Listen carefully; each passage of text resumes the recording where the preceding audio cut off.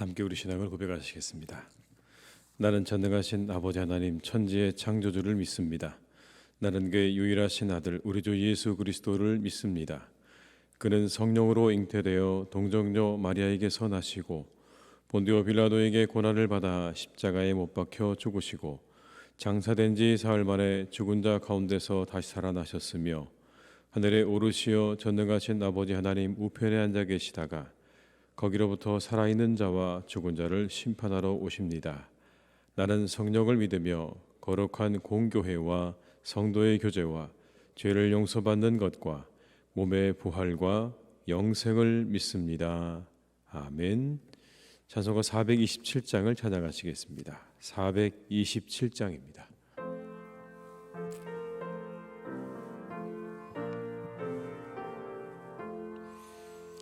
마음 가난한 사람 복이 있나니 천국이 그들의 것임이요 늘에 통하느니 복이 있나니 그들이 위로를 받으리라.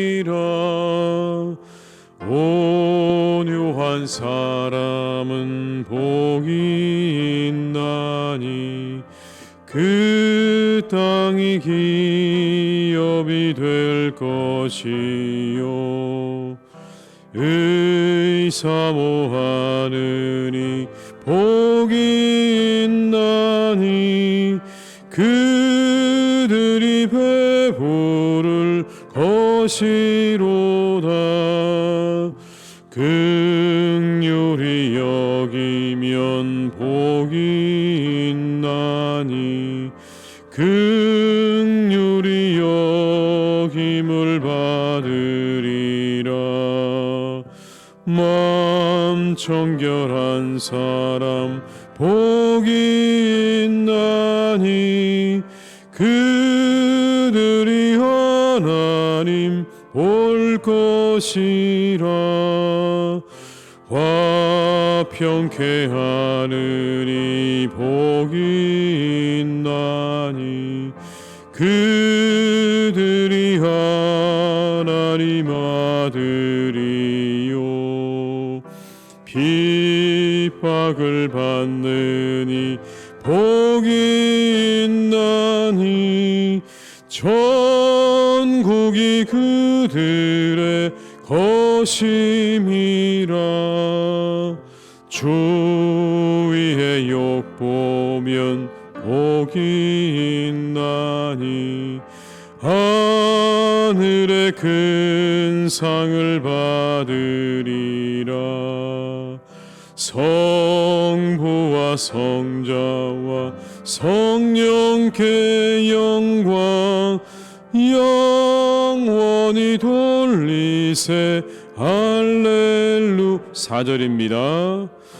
화평케 하느니 복이 있나니 그들이 하나님 아들이요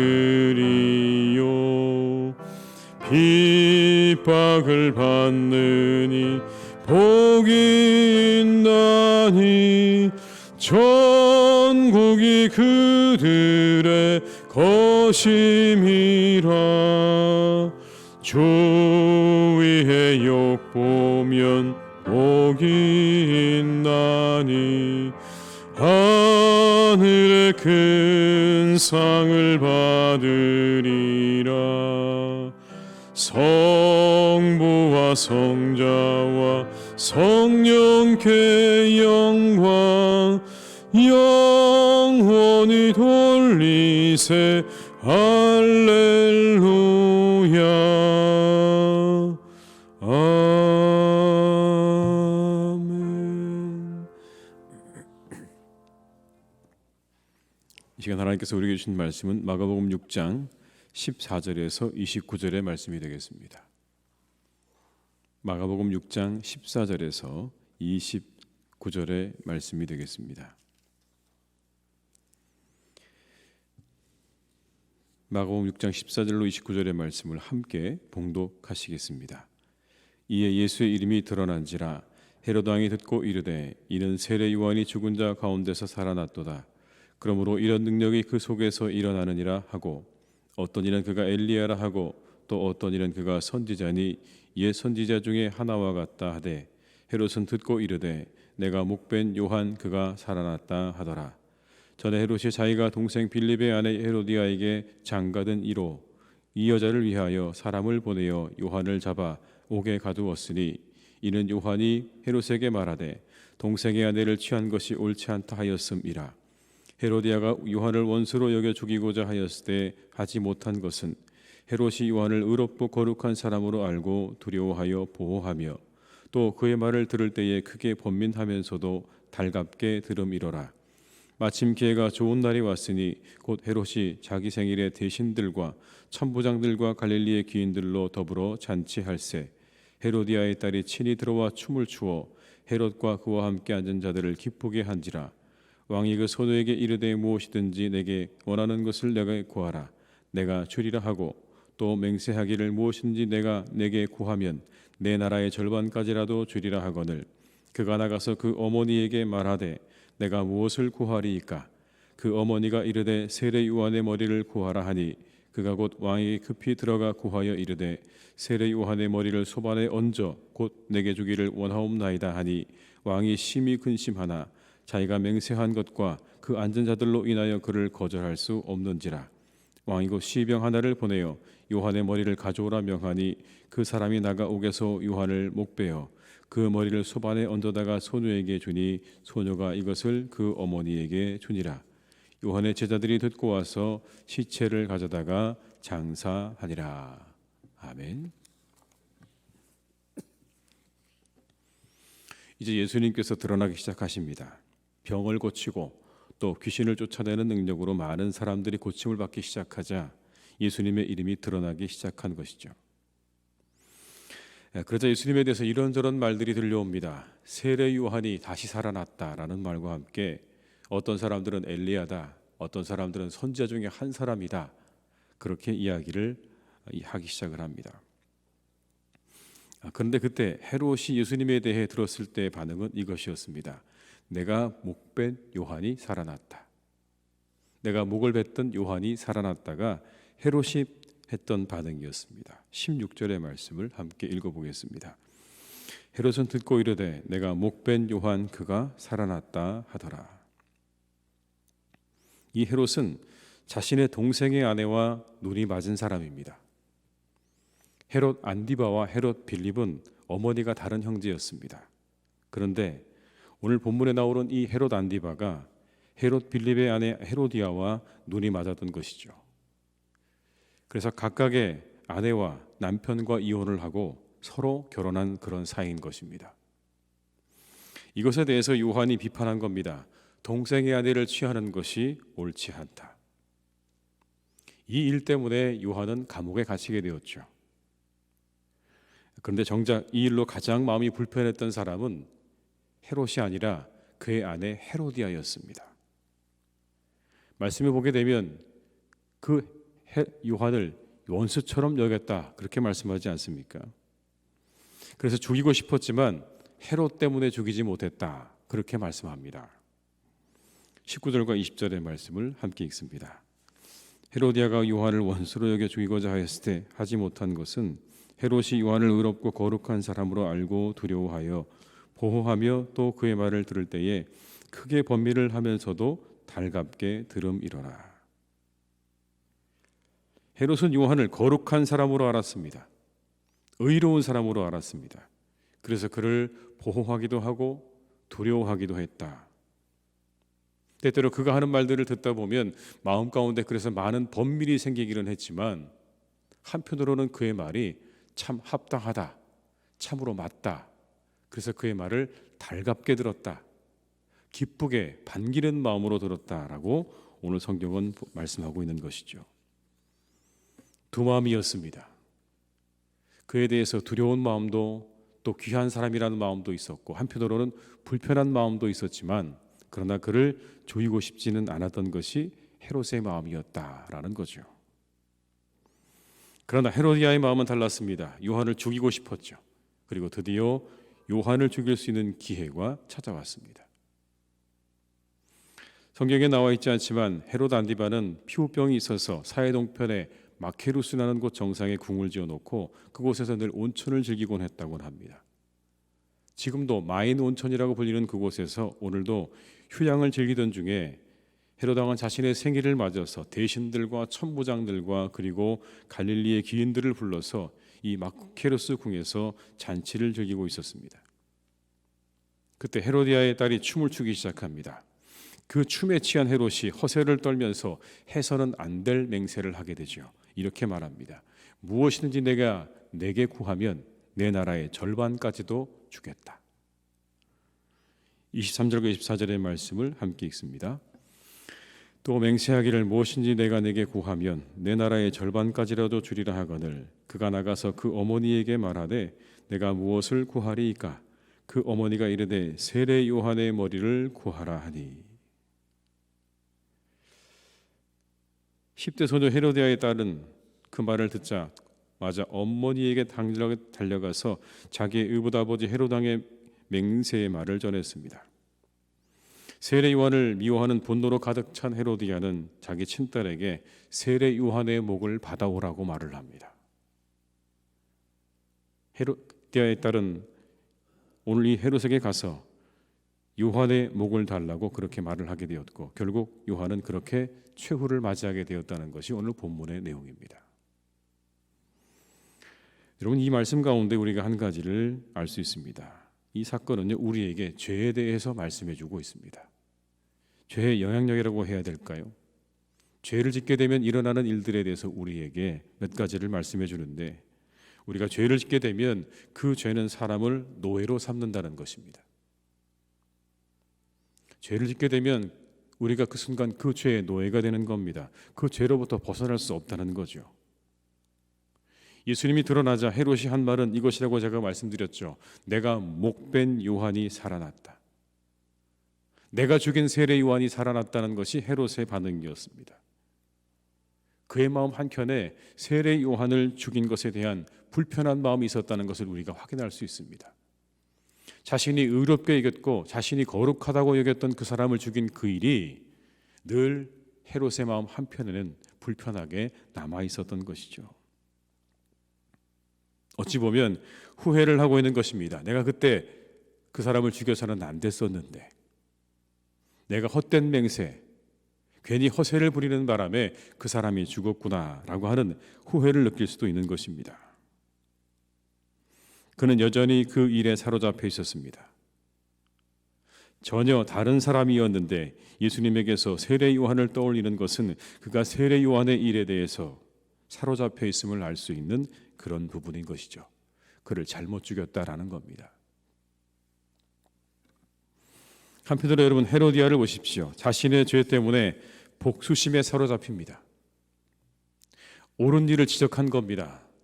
어떻게 남편의 형에게 그렇게 결혼할 수 있는가, 시집갈 수 있는가, 이 문제를 지적한 세례 요한을 원수처럼 여깁니다. 정작 잘못은 자신들이 하고 그 죄 때문에 복수심에 사로잡힌 것입니다.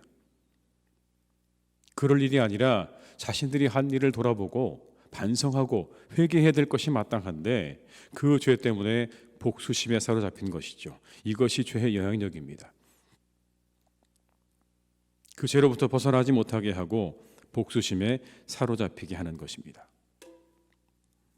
다음은 여러분, 죄의 은폐성입니다. 죄는 그렇게 사람들로 하여금 벗어나지 못하도록 사람을 노예로 삼고 그리고 은폐할 기회를 찾습니다. 늘 기회를 찾는 거죠. 그 죄를 은폐할 수 있는 기회. 은폐의 시도와 기회를 찾습니다. 자신의 죄를 드러낸 요한이 가시와 같았습니다. 그렇게 자신들의 죄를 은폐할 수 있는 기회를 찾았던 것이죠. 요한을 제거하는 것 말이죠. 이미 창세기에 여러분 이렇게 죄를 은폐하려고 하는 인간들의 속성은요 그대로 드러나 있습니다. 동생 아벨을 죽인 가인에게 하나님께서 물으십니다. 내 아우 아벨이 어디 있느냐? 그래서 이렇게 답을 합니다. 내가 알지 못하나이다. 내가 내 아우를 지키는 자니까. 내가 내 아우를 지키는 사람입니까? 자신의 죄를 숨기려고 합니다. 감히 하나님 앞에서도, 그 모든 사실을 다 알고 있는 하나님 앞에서도 자신의 죄를 숨기려 하는 가인의 모습을 우리가 볼 때 죄의 은폐성을 우리가 확인할 수 있고, 한편으로는 우리의 모습도 확인할 수 있는 것이죠.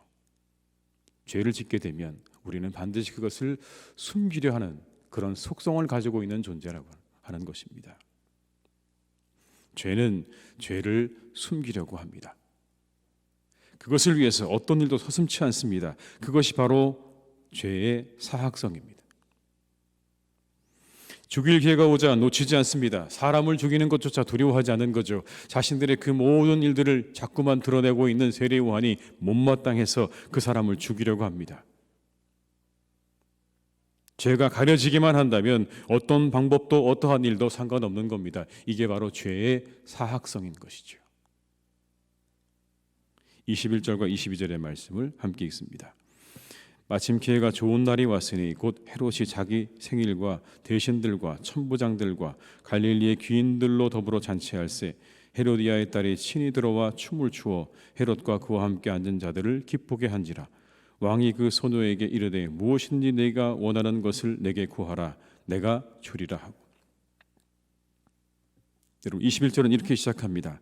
마침 기회가 좋은 날이 왔으니, 세례 요한을 죽일 수 있는 절호의 찬스가 왔다, 절호의 기회가 왔다라는 것입니다. 이것이 죄의 사역성이 아니고 무엇이겠습니까?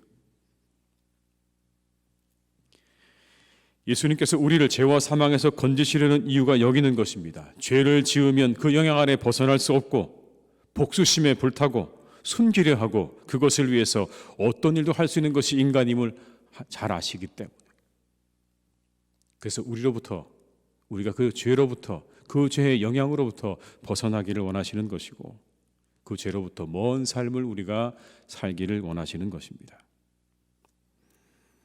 그곳에 진정한 자유와 기쁨이 있고 악으로부터 먼 행복한 삶이 있는 것입니다. 오늘 하루도 죄로부터 먼 삶을 살아가시는 우리 성도님들이 되시기를 주님의 이름으로 축원합니다. 주님께서 우리에게 원하시는 것입니다. 죄의 노예가 아닌 하나님의 자녀로 살아가시는 삶이 되시기를 주님의 이름으로 축원합니다.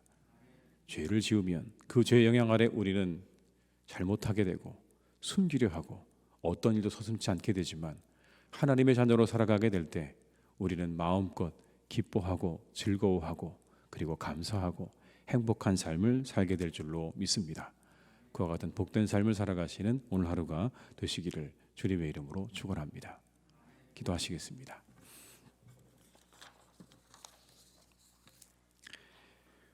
아버지 하나님, 오늘 우리가 이 본문을 통해서 죄에 대해서 우리가 다시 한번 생각해 보게 됩니다. 죄의 영향력을 우리가 보게 됩니다. 그 죄가 우리를 놓아주지 않습니다. 요한을 죽였던 헤롯은 늘 마음 한편에 그의 목을 벤 것에 대한 후회와 안타까움과 아쉬움이 있었습니다. 죄가 그를 사로잡고 있습니다. 그를 놓아주지 않습니다. 그는 생생하게 그 일을 기억하면서 늘 불편한 마음으로 그렇게 살아가고 있었습니다. 헤로디아는 그렇게 자신의 잘못에 대해서 비판을 가하는 요한을 죽이고 싶었습니다. 복수심에 불타올랐습니다. 언제든지 기회만 되면 그 사람을 죽이려고 기회를 엿보는 그런 삶을 살았습니다. 이것이 죄의 영향입니다. 하나님, 죄로 인해서 모든 것들을 자꾸 감추려고 합니다. 그 감추려 하는 일들을 어떠한 방법과 어떠한 일도 서슴지 않고 행한다는 것을 우리는 말씀을 통해 다시 한번 확인하게 됩니다. 주님, 우리가 이와 같은 죄의 영향 아래 살아가지 않는 복된 삶이 되기를 간절히 원합니다. 하나님, 우리는 믿습니다. 우리가 이 죄의 영향 아래 살지 않도록 주님께서 이 땅에 우리를 구원하시기에 오신 구원자이심을 믿습니다. 주님, 우리가 그 구원의 주님을 바라보며 그 주님께서 우리에게 원하시는 삶을 우리가 살아갈 수 있도록 오늘도 이끌어 주시기를 간절히 원합니다. 죄의 종으로 살아가지 않게 하시고 하나님의 자녀로 살아가게 하시옵소서. 하나님의 사람들로 살아가게 하여 주시옵소서. 죄로부터 먼 삶을 살아가기를 간절히 원합니다. 하나님, 우리가 모든 우리의 죄악들을 다 끊어낼 수 있는 능력을 우리에게 주시기를 간절히 원합니다. 과감히 그 모든 것들을 끊어내고 그 영향 아래서 우리가 벗어나게 하시고 오직 하나님의 은혜 아래, 주 예수 그리스도의 구원의 그 능력과 은혜 아래 살아가는 복된 삶을 살아가는 우리 모두가 다 되게 하여 주시옵소서. 하나님, 우리와 함께 하실 것입니다. 우리를 도우실 것입니다. 성령으로 우리를 인도하시고 도우실 것입니다. 죄악으로부터 먼 삶을 우리가 살아갈 수 있도록 우리의 연약한 우리를 성령께서 도우실 것입니다. 성령이여 우리에게 임재하여 주시옵소서. 성령이여 우리를 도와주시옵소서. 우리는 연약합니다. 부족합니다. 우리 안에는 이와 같은 죄의 속성이 그대로 남아 있습니다. 여전히 하나님, 우리 안에는 이와 같은 죄악된 본성들이 있습니다. 이 모든 것들을 뚫고 주님께서 원하시는 삶을 살아가기 위해서는 성령 하나님의 도우심이 절대적으로 필요합니다. 오늘도 우리를 이끌어 주시옵소서.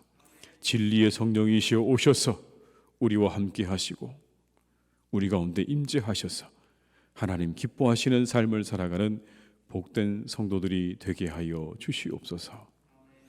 아버지 하나님, 우리 사랑하는 교우들의 일터를 위해서 기도합니다. 우리 성도님들의 일터를 주님께서 축복해 주시기를 원합니다. 하시는 모든 일들 잘 되게 하여 주시옵소서. 그 모든 사업과 또 하시는 일들과 또 운영하시는 사업장들을 주님께서 축복해 주시기를 간절히 원합니다. 비록 어려운 때를 지내고 있지만 이 어려운 시간들을 잘 지날 수 있도록 하나님께서 은혜를 베푸실 줄 믿습니다. 날마다 함께 하시고 동행하시고 하나님의 은혜로 역사해 주시옵소서. 그 모든 일들이 형통하게 주님께서 이끌어 가실 줄 믿습니다. 잘 되게 하시옵소서. 오늘도 잘 되게 하시고 내일도 잘 되게 하시고 그 다음 날은 더 잘 되게 하셔서 이 어려운 시간들을 잘 이겨내시기에 부족함이 없도록 우리 성도님들의 사업장을 주님 축복하여 주시옵소서. 그 일을 통해 하나님 앞에 큰 영광을 돌릴 수 있도록 인도하여 주옵시고 가정이 어려움을 당하지 않도록 어려운 일이 생기지 않도록 주님께서 돌보아 주시기를 간절히 원하오니 우리 성도님들의 사업장과 그 모든 일터와 직장을 주님께서 오늘도 안전하게 그리고 평안하게 지키시고 돌보아 주시옵소서. 아버지 하나님, 우리 사랑하는 교회를 하나님께서 오늘도 인도하시니 감사합니다. 우리 교회 가운데 주님께서 늘 함께 하셔서 이곳에 하나님의 은혜가 늘 풍성한 교회가 될 수 있기를 간절히 원합니다. 주님, 우리 교회를 축복해 주시옵소서. 이곳에 오는 자마다 풍성히 먹고 돌아가는 교회가 될 수 있기를 간절히 원합니다. 하나님의 응답을 받는 교회가 되기를 간절히 원합니다. 하나님, 우리 교회를 축복해 주시옵소서. 사랑하여 주시옵소서. 하나님의 은혜 아래 하나님의 뜻이 이루어지고 하나님의 나라가 이루어지고 아버지 하나님께서 기뻐하시는 일들로 차고 넘치는 복된 교회가 되게 하실 줄로 믿사오니 주님, 우리 교회를 축복해 주시옵소서. 우리 교회 안에 하나님 찬양하며 기도하며 서로 사랑하며 서로 높여주며 봉사하는 소리가 늘 차고 넘치기를 간절히 원합니다. 세상적인 소리, 인간적인 소리 하나님 다 멈추게 하여 주시옵고 오직 이곳에서는 하나님을 향한 기도와 찬양과 그리고 사랑과 봉사와 섬김의 소리가 충만하게 지워지기를 간절히 원하오니 주님, 우리 교회를 축복하시고 날마다 인도하여 주시옵소서. 이제 하나님, 올 한 해가 얼마 남지 않았습니다. 이제 남은 이틀의 시간도 우리가 잘 마무리할 수 있도록 주님 역사해 주시기를 간절히 원합니다. 주님, 우리 가운데 함께 하시고 우리 위해 역사해 주셔서 이 한 해를 잘 마무리하고 다가오는 새해를 우리가 잘 맞이할 수 있도록 우리를 더욱더 지혜롭게 해주시기를 간절히 원합니다. 지나간 시간들을 잘 돌아보며 또한 반성하며 돌이킬 수 있는 것들은 돌이키게 하시고 다가오는 새해에는 하나님의 은혜 가운데 하나님과 함께 더욱더 동행하는 복된 한 해가 되기를 바라고 원하는 마음으로 남은 시간들을 잘 지낼 수 있도록 주님 역사해 주시옵소서. 날씨가 다시 쌀쌀해졌습니다. 우리 성도님들을 건강하게 지켜주시옵소서. 어느 곳에 있든지 무엇을 하든지 하나님께서 항상 건강하게 인도해 주옵시고 악한 질병들로부터 하나님께서 막아주시고 지켜주시기를 간절히 원하오니 건강하게 하시고 안전하게 하시고 하나님께서 그 모든 출입을 지키시고 돌보아 주시옵소서. 모든 것 주님께 의탁드립니다. 이 하루도 우리와 함께 하시고 우리의 바라고 원하는 모든 기도의 제목들이 하나님의 뜻 안에서 다 이루어질 줄 믿사오니 이 새벽에 간절한 마음으로 기도하는 우리 교우들의 기도와 간구 위에 하나님께서 선하신 응답으로 선하신 인도하심으로 오늘도 함께하여 주시옵소서.